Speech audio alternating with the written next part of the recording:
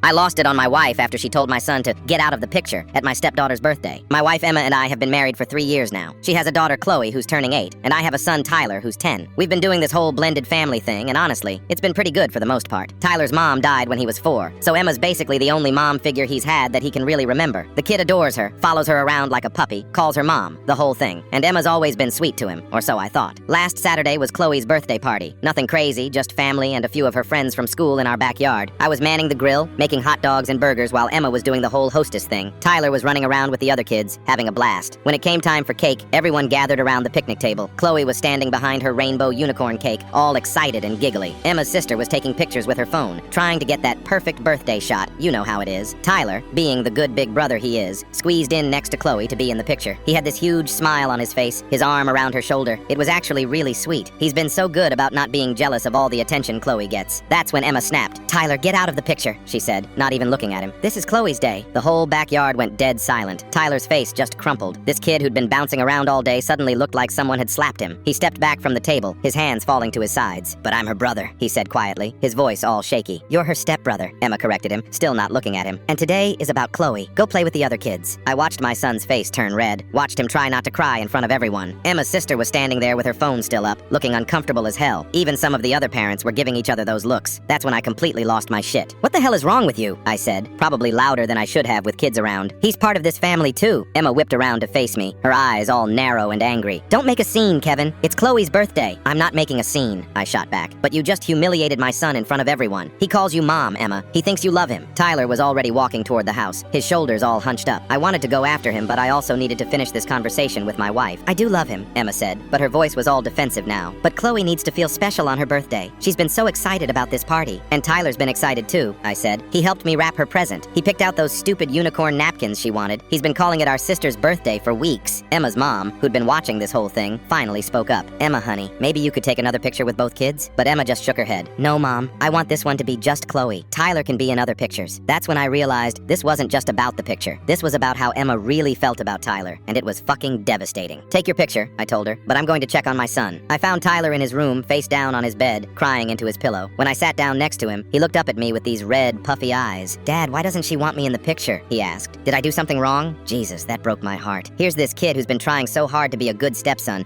who genuinely loves Emma and Chloe, and he's wondering what he did wrong. "You didn't do anything wrong, buddy," I told him. "Sometimes adults make mistakes and say things they don't mean." "But she meant it," Tyler said. "I could tell. She didn't want me there. The worst part was, he was right. I could tell too." I stayed with Tyler for about 20 minutes trying to make him feel better, but the damage was done. When we finally came back outside, the party was winding down. Emma was cleaning up, acting like nothing had happened.